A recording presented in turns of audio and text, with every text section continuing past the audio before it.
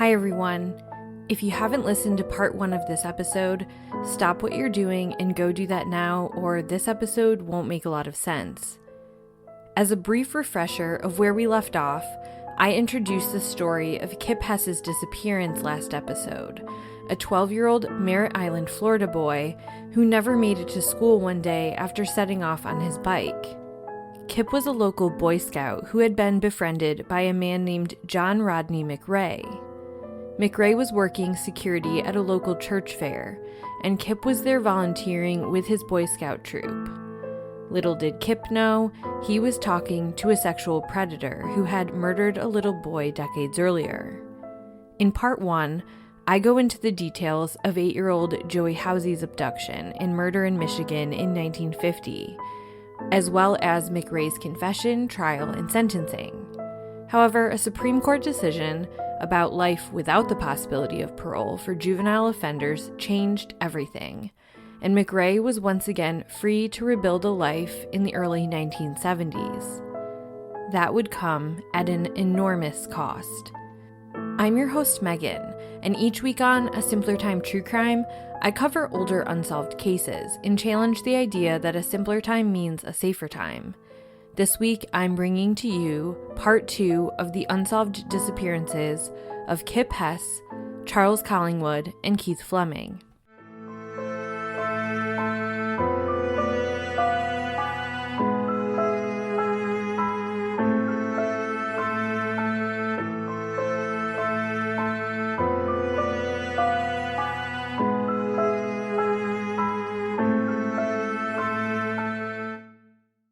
After getting out of prison, McRae settled down and married a woman named Barbara, and in 1974, she gave birth to their son Martin.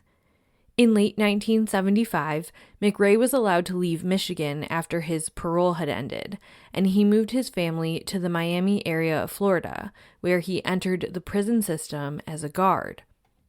In 1976, he landed a more permanent job in Brevard County at the now-defunct Brevard Correctional Institution, which was a facility that housed adolescent male offenders.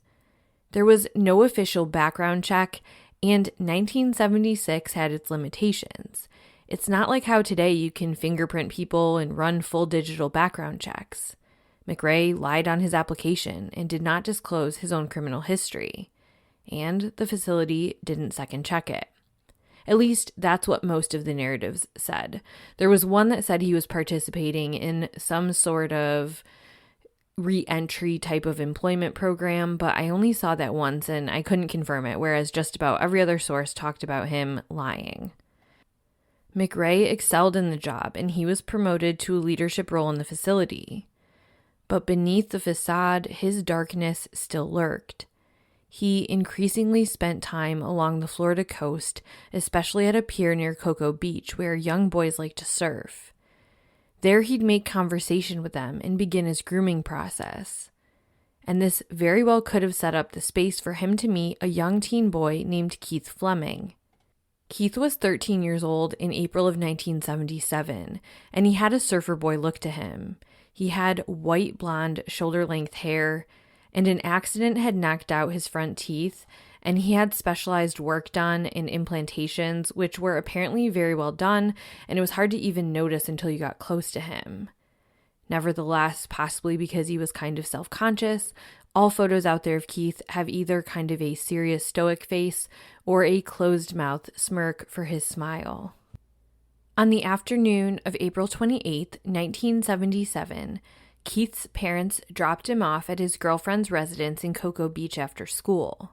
He needed to be home around dinner time, and he was supposed to meet back at the house where his older brother would be, and they would ride in the family vehicle to pick his mom up from work at a local restaurant. After visiting his girlfriend, he rode with her up on her bike to a busy intersection, and then hopped off. From there, he said he'd hitchhike. Something very common both in the 1970s and in Cocoa Beach specifically. When his girlfriend got back to her home minutes later, she told her mom that Keith had planned to hitchhike. And even though it was normal at that time, his girlfriend's mother said, "Oh, don't have him hitchhike, that's dangerous. I'll give him a ride home." So they hopped back in the girlfriend's mother's car, and they were back to that intersection in just a minute. But in that time, he was already gone. The mother was disappointed, but figured he probably was able to just thumb a ride pretty quick, and that it probably was okay. But it wasn't. Keith's brother waited for him, and he never showed up. When he arrived to the restaurant to pick up his mother and told her that Keith never came home, his mother knew right away something had happened. Keith wasn't a perfect angel, but he always had communicated with his mother, and he'd never run away like this. Much like with Kip, authorities believed Keith ran away. He had been hitchhiking after all, and had been in a little bit of trouble recently. Nothing major, but his mom had caught him with some marijuana, and his grades had slipped a little bit. The Flemings felt that Keith had met with foul play, but after interviewing his friends and finding no motive, Keith was labeled as a juvenile runaway by police. One complication with that, especially in the 1970s, was that kids would be in the system with a bolo for them, but once they turned 18, their case would either be reclassified or purged. Knowing all of that, the Flemings didn't wait around for police to take Keith's disappearance seriously. They put up flyers in area shops and conducted their own investigations, and early on his mother had her own idea about a possibility.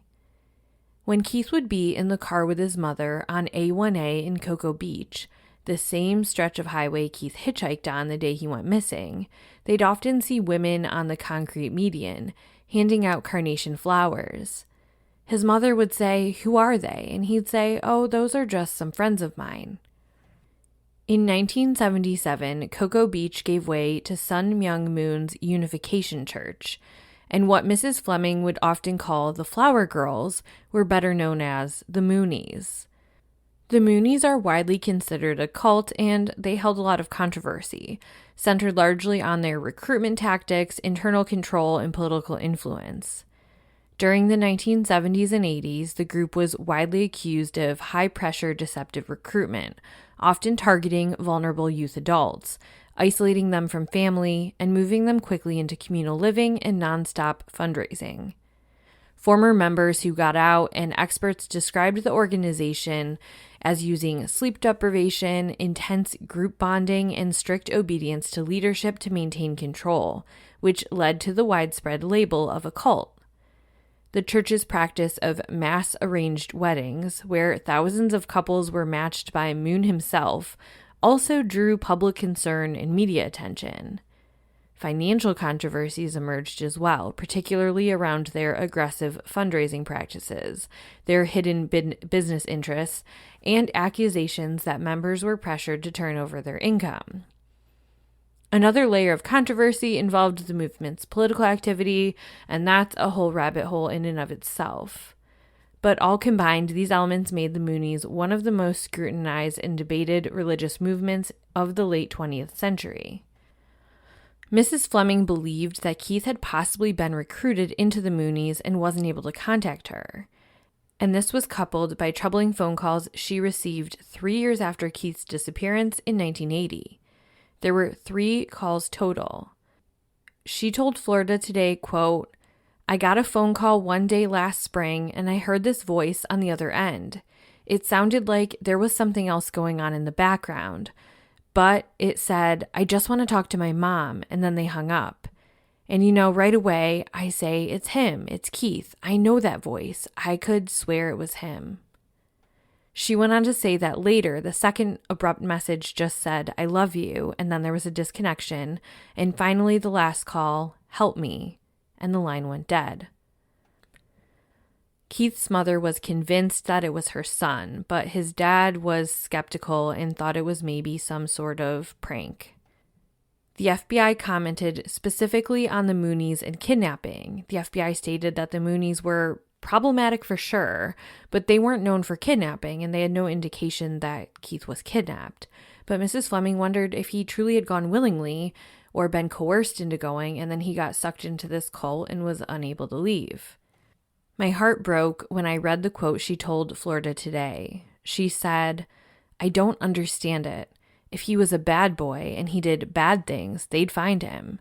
If you're a wanted criminal, they'd track you down. No one's even looking for him. Years went by, and it took a while before McRae was considered potentially involved in Keith's case, especially later on when he would tell investigators that he liked to hang out at the Cocoa Beach Pier and he liked to watch the teen boys there. Had he made enough contact and built trust with Keith and just happened upon him that day when he was hitchhiking? Keith's mom would say decades later that sometimes she would just expect him to walk in the door and say, "Hey, I'm here, Mom. I have a family. Here's my kids, and I'm home now." But that day never came. As you look at Keith's case in real time and slow down the clock, his case had fallen a bit into the background of other boys considered runaways in 1978 and into 1979. And in 1979, that's when Kipling Hess disappeared. And then, later at the end of 1979, another person would go missing.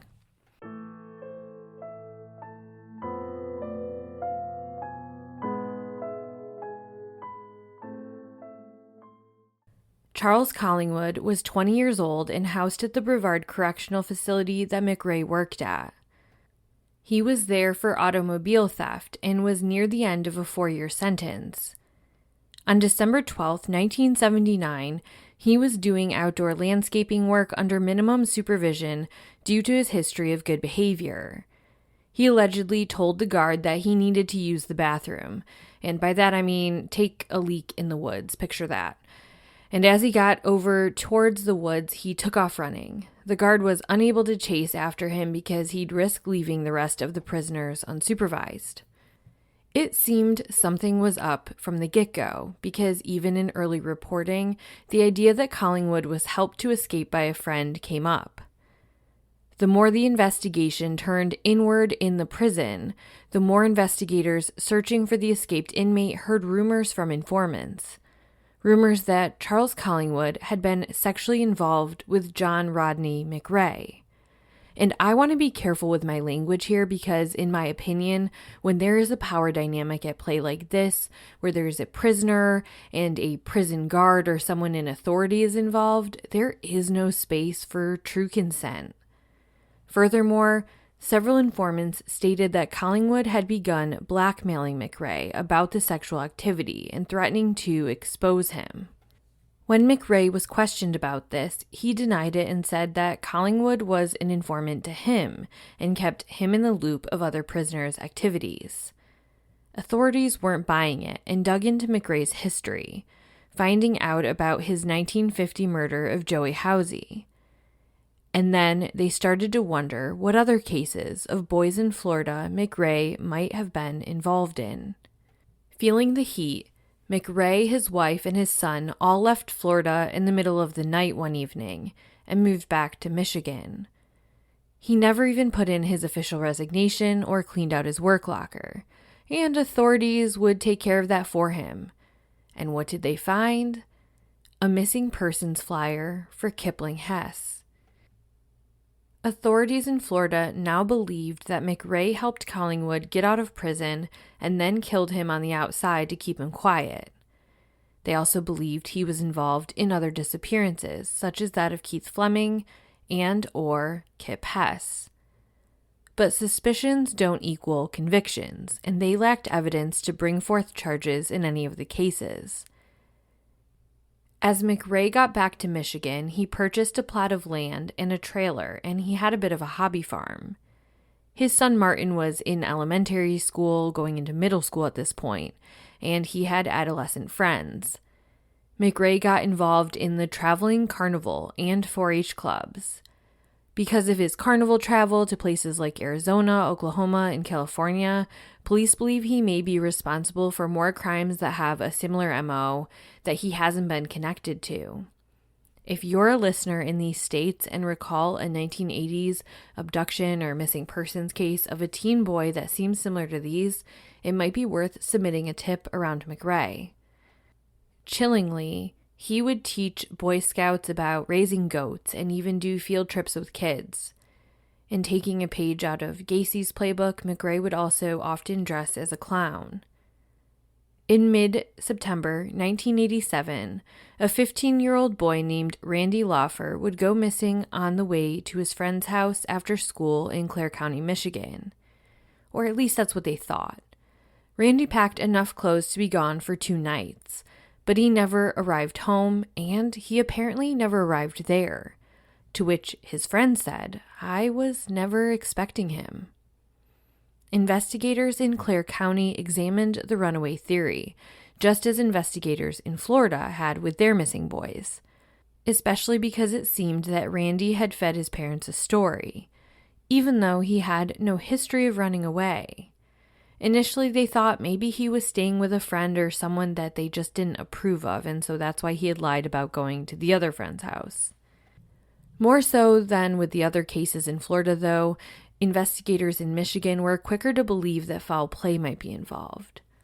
Still, search parties set out, and guess who was eager to join?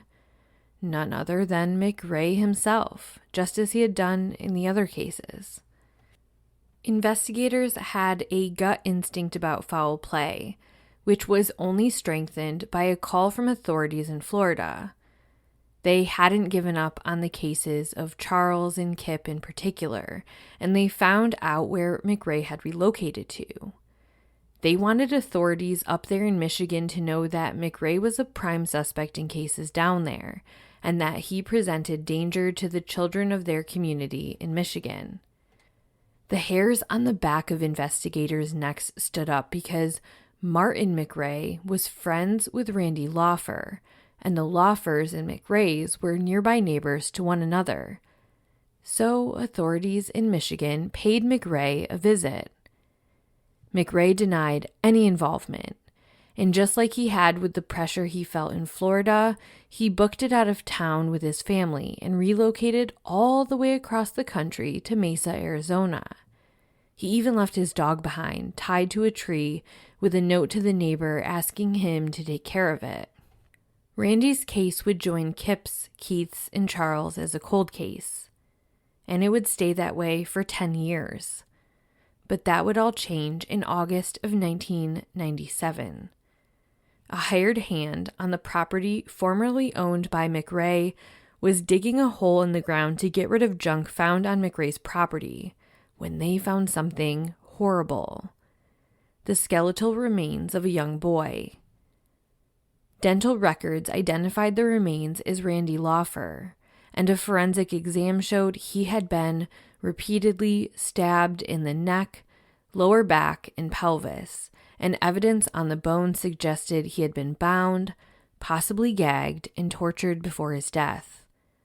Authorities got a warrant and began digging all over the property looking for more remains. The Hess family and others looked to see if their boy's remains would be found. They waited with anxious anticipation, but that never happened. Police were finally closing in on McRae, but so many boys had to suffer before he faced real consequences. In 1997, McRae and his son Martin, who was now 23 years old, were arrested in Mesa, Arizona for Randy's murder. McRae was charged with first-degree murder, and Martin was arrested for being an accessory to the crime, as it was believed that he had helped bury Randy's body. Those charges against Martin were dropped because, at the end of the day, Martin would have only been 13 years old in 1987 and under the control and influence of his father. It seems that police were trying to leverage McRae's son to try to get McRae to come clean about what happened with Randy, as well as the other killings. But he didn't really have a soul, and he wouldn't budge. In fact, at times he'd laugh about the Florida cases and taunt, "If you don't have a body, you don't have me." McRae's trial opened in September of 1998, but prosecutors faced a major hurdle. There was nothing forensic that tied him to Randy Laufer's death. To bridge that gap, they reached back to the early Housey case and drew a line between the two. The patterns, they argued, were far too similar to ignore. In each case, McRae was the last person known to be with the boy. He inserted himself into the search as if he were helping, and both victims were found with multiple sharp force injuries, buried in secluded spots not far from McRae's own home. It worked. McRae was charged with first-degree murder and, now in his 60s, was sentenced to life in prison. But it's never that easy with McRae, is it? He appealed his verdict on the basis of having ineffective counsel, and that was granted. While that all played out, just as a side note, his son Martin was arrested in Nevada for molesting his own daughter and her friends. Apparently, Martin had gone camping with some of his kids and their friends and become stranded when his truck broke down in the wilderness. They spent a night in the mountains, and after getting help the next day, children went to their parents to say that Martin McRae had molested them. He was sentenced to 10 years to life in prison. That made things interesting because Martin was hoping to be able to give information he knew about the cases to help his own case as the fate of his dad's trial hung in the balance.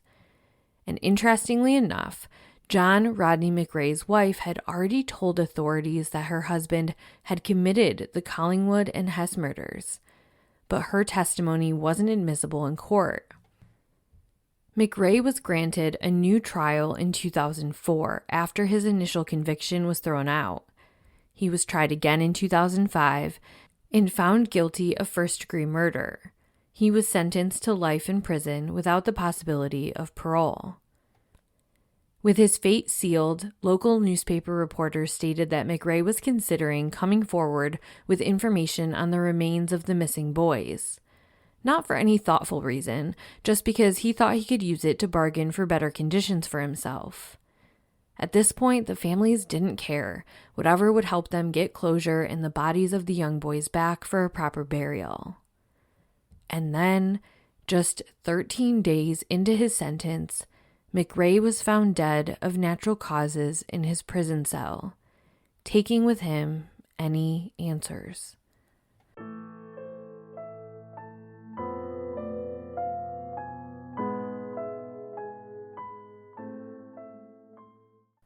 The Florida families were devastated. Each one gave a short interview with Florida Today in 2005.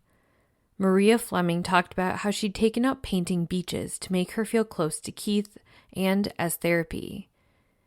She told the paper that she added a picture of a little bicycle in each of her paintings and said, quote, "I bought Keithy a bicycle because he thought he was Evel Knievel. He rode his bike down the stairs at church. I guess you could say my painting is therapeutic," end quote. Kipling Hess Jr. and his wife Anna just prayed for closure in the disappearance of their son Kip. They felt that McRae had coached their son to leave the note he did that day, and that he must have told him something like, "We'll run away in the circus" or something. The circumstances of Kip Hess and Randy Laufer were quite similar in that regard, and Randy Laufer was known to love the circus and carnivals, and they all knew that McRae did these traveling carnivals and that he did the clown makeup and he did all of this stuff. Kip's father said, quote, "We try to be good Christians. We hope and pray if Kip is dead, we hope that he has gone to heaven. I've prayed so many times for some closure. If we could just find the remains, we could have a memorial service," end quote. Mary Smith, mother of Charles Collingwood, said that although her boy had been troubled, she prayed for him constantly. The Quaker woman told the paper, quote, "I just turned him over to the Lord. Whether he's gone or still here, you have to believe he's in God's hands, and I accept that. But I would like to know where the body is. I'd like to bring him home," end quote. While the death of McRae might seem like a dead end at finding resolution in these cases, I found something promising while I was researching them. Michigan author Christie Lypka is currently writing a book about the cases and hoping to find people who knew both the victims and the McRae family. Not only is she hoping to shed light on what she and many believe are more victims out there around the country, she also wants to bring the remains of Kip, Keith, and Charles home. So if you have any information, please reach out to her.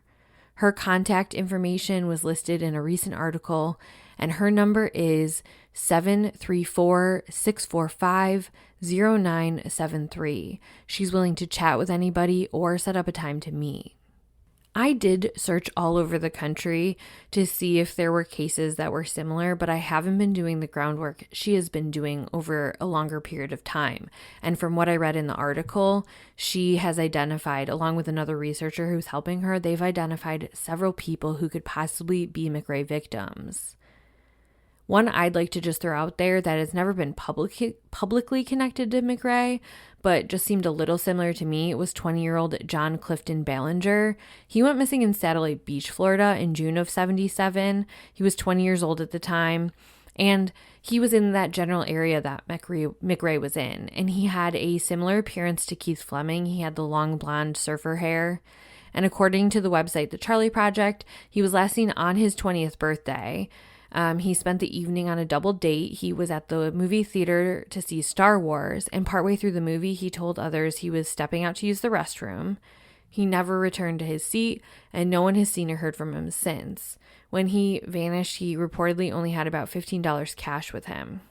Now, he does have some outlying factors. He had been struggling in the months leading up to that night. He was having some issues with drug and alcohol use, and he had run away before as a teenager, but this runaway pattern had not aligned with what he did now, and he was never found. And that's similar to Charles Collingwood. Charles Collingwood, his mother Mary said that he had also run away before, but that he had kind of a pattern he followed when he ran away, and that this was just not the case.